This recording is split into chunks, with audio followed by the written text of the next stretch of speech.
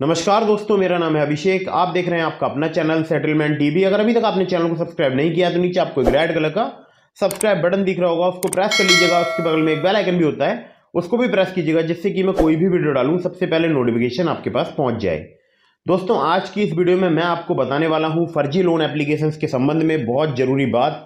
अगर आपने भी किसी फर्जी लोन एप्लीकेशन, किसी फ्रॉड लोन एप्लीकेशन से लोन ले लिया है और आपको भी वहां पर ब्लैकमेल किया जा रहा है या आपको परेशान किया जा रहा है, तो आपको इस वीडियो को एंड तक जरूर वॉच करना है। अगर आपको किसी भी लोन एप्लीकेशन के द्वारा हरासमेंट किया जा रहा है तो दोस्तों, सबसे पहले आपको पहचान करनी है कि आपने जिस लोन एप्लीकेशन से लोन लिया है वो एक्चुअल में कोई फर्जी लोन एप्लीकेशन है या नहीं है। मतलब कि कोई एनबीएफसी रजिस्टर्ड या बैंक रजिस्टर्ड एप्लीकेशन तो नहीं है, क्योंकि अगर कोई भी एनबीएफसी या बैंक रजिस्टर्ड एप्लीकेशन होगी तो ज़्यादातर केसेस में मैंने देखा है कि ऐसा काम वो नहीं करेगी कि आपके कॉन्टैक्ट लिस्ट पे कॉल करे या आपको डराए या धमकाए या आपको धमकी दे कि हम आपके व्हाट्सएप ग्रुप बनाएंगे, आपके जो कॉन्टैक्ट हैं, और वहाँ पर आपको डिफेम करेंगे। तो जो एनबीएफसी रजिस्टर्ड या बैंक रजिस्टर्ड एप्लीकेशंस होती हैं, मैक्सिमम बहुत ही रेयर चांसेस ऐसे होते हैं कि किसी एनबीएफसी के द्वारा ऐसा कोई कार्य किया जाए, क्योंकि एनबीएफसी अगर कोई भी ऐसा कार्य करती हैं तो आरबीआई का उनके खिलाफ बहुत ही सख्त रवैया रहता है। और अगर मैं आपसे बात करूं तो पिछले दिनों बहुत सारी एनबीएफसी पर कार्रवाई भी की गई है।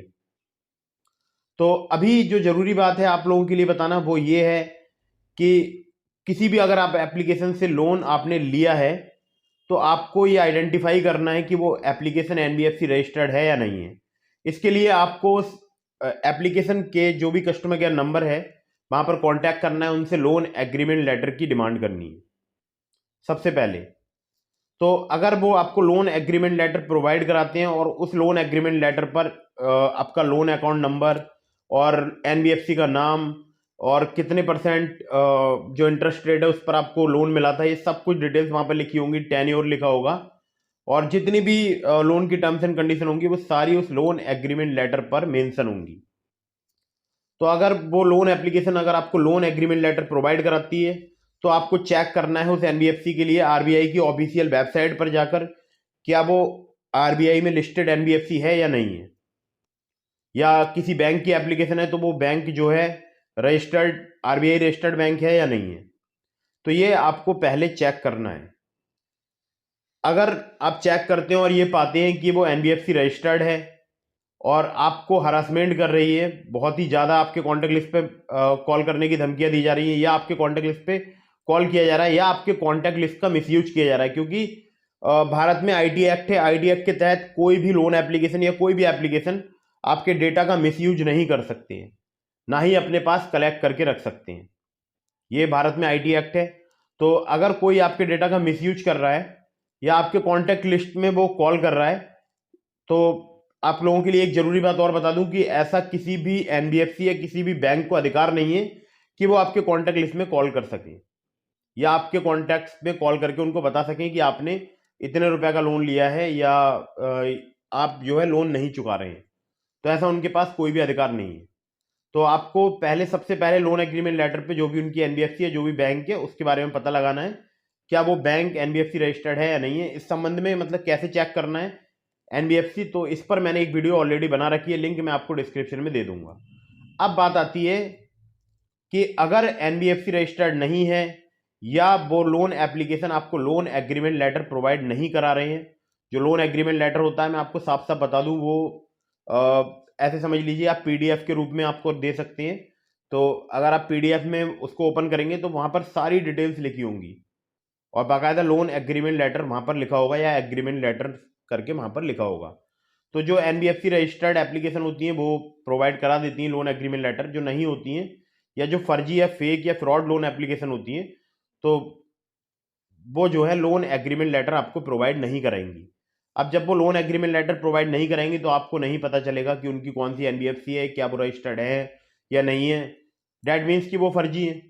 अगर कोई भी एप्लीकेशन अपनी एनबीएफसी या बैंक नहीं बता रही है, इसका साफ साफ मतलब यही है कि वो एप्लीकेशन अनऑथोराइज्ड है, यानी कि आरबीआई अप्रूव्ड नहीं है, और वो एक फर्जी लोन एप्लीकेशन हो सकती है, फ्रॉड लोन एप्लीकेशन हो सकती है।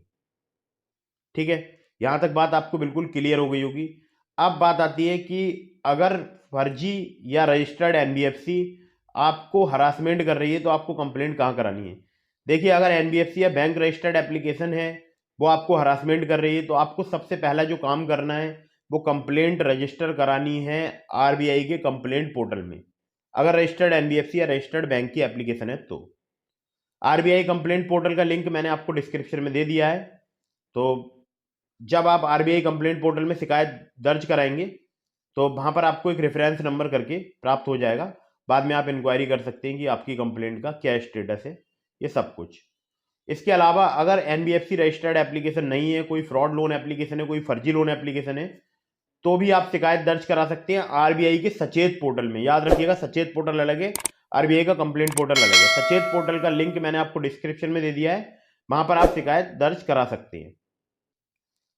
अब जब आप सचेत पोर्टल में शिकायत दर्ज कराएंगे, उस वहां पर भी आपको एक रेफरेंस नंबर करके वहां पर प्राप्त हो जाएगा। बाद में आप इंक्वायरी कर सकते हैं कि मतलब उस जो कंप्लेंट है उस पर क्या जो है उसका सॉल्यूशन हुआ है या क्या उस कंप्लेंट का स्टेटस है। इसके अलावा आपको जो सबसे महत्वपूर्ण काम है वो एक और करना है, चाहे वो एनबीएफसी रजिस्टर्ड एप्लीकेशन आपको हरासमेंट कर रही है, चाहे वो बोल सकता हूँ फर्जी लोन एप्लीकेशन आपको हरासमेंट कर रही है, तो आपको शिकायत रजिस्टर करानी है नज़दीकी पुलिस स्टेशन में।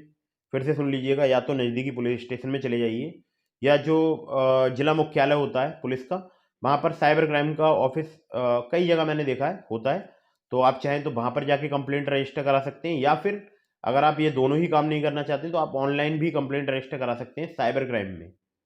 तो ऑनलाइन साइबर क्राइम के पोर्टल का मैंने लिंक आपको डिस्क्रिप्शन में दे दिया है। आप उस लिंक पर क्लिक करके वहाँ पर शिकायत रजिस्टर करा सकते हैं बहुत ही आसानी से, और वो शिकायत भी आपके नज़दीकी या जो नियरेस्ट पुलिस स्टेशन होता है वहाँ पर फॉरवर्ड कर दी जाती है, ऑटोमेटिकली वहाँ पर पहुँच जाती है। जब नज़दीकी पुलिस स्टेशन में वो शिकायत आपकी पहुँच जाएगी तो वहाँ से आपको कॉल आ जाएगा, और जो अगर आप वहाँ पर विजिट करेंगे तो वहाँ पर आप और ज़्यादा डिटेल में बता दीजिएगा जो भी आपको प्रॉब्लम्स हैं। अब इन सब के बीच आपको एक और महत्वपूर्ण कार्य करना है, वो ये कि आपको जो भी आपको हरासमेंट किया गया उस संबंध में जितना भी आपके पास प्रूफ या एविडेंस हैं, या जो भी कॉल रिकॉर्डिंग्स हैं जो कि उनके लोन एप्लीकेशंस के एजेंट्स ने आपके पास कॉल की थी, उन सब का डेटा आपको सेव करके रखना है, जिससे कि भविष्य में अगर आपको कभी पुलिस या कहीं पर भी आपको ज़रूरत हो डेटा की, तो आप वो डेटा जो है प्रस्तुत कर सके पुलिस या जो भी अधिकारी हैं उनके सामने। यहाँ तक आपको बात बिल्कुल क्लियर हो गई होगी। अब एक और महत्वपूर्ण कार्य है जो कि आपको करना है, वो है कॉन्टैक्ट लिस्ट रिमूव करना। इस पर मैंने डिटेल्ड वीडियो बनाई है, डिस्क्रिप्शन में लिंक है कि how to delete contact list from loan application. तो आप चाहें तो वहाँ पर उस वीडियो को देखकर कॉन्टैक्ट लिस्ट आप रिमूव कर सकते हैं। अब मैं आपको बताऊं एक और ज़रूरी बात, बहुत सारे लोगों को ये परेशानी रहती है कि उनके रिश्तेदारों को कॉल किया जा रहा है, पता नहीं क्या होगा, मेरे रिश्तेदार मेरे बारे में क्या सोचेंगे। तो आप लोगों को एक बहुत ही ज़रूरी बात बता दूं कि आपको बिल्कुल भी डरना नहीं है।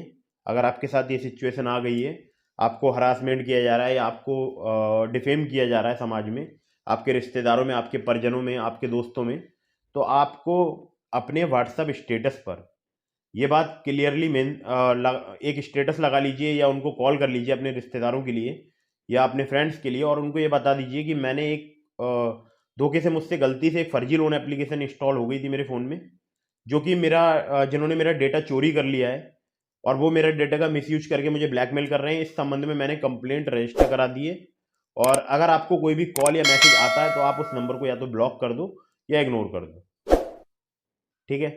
ये बात अपने रिश्तेदारों को, अपने परिजनों को या अपने दोस्तों को अगर आप बताना चाहते हैं तो बता सकते हैं। इससे भी काफ़ी हद तक आपको जो है आराम मिलेगा या सॉल्यूशन मिल जाएगा। और अगर फिर भी नहीं मानते हैं तो आप ये वीडियो दिखा दीजिए, कितने सारे लोग इंडिया में परेशान हैं फर्जी लोन एप्लीकेशंस के हरासमेंट से।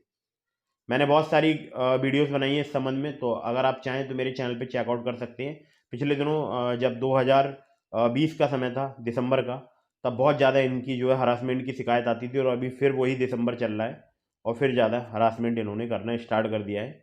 और कुछ मेरे एक सब्सक्राइबर हैं जिन्होंने चैनल की मेंबरशिप ले रखी है, ज्वाइन बटन पर क्लिक करके, तो उन्होंने चैनल की मेंबरशिप परचेज की होगी ताकि मुझसे कांटेक्ट हो जाए।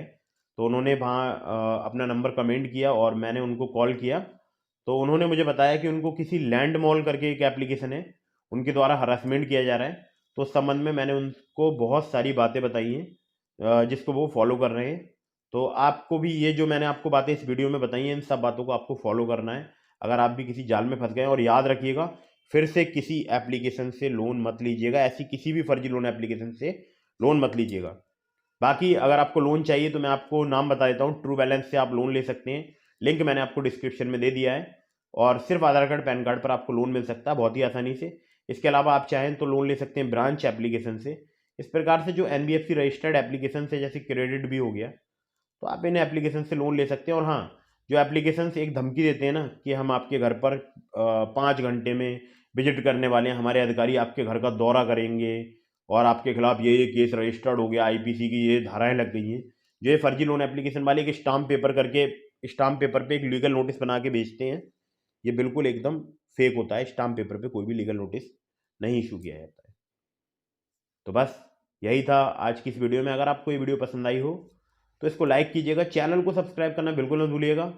और हाँ, इतनी सारी मैंने आपको जानकारी दी है तो सब्सक्राइब करना तो बिल्कुल मत भूलिएगा। और हाँ, अपने दोस्तों में जो भी अगर परेशान है, ये वीडियो उनको फॉरवर्ड जरूर कीजिएगा। तो वीडियो को कर दीजिए लाइक, चैनल को कर दीजिए सब्सक्राइब। जय हिंद, वंदे मातरम।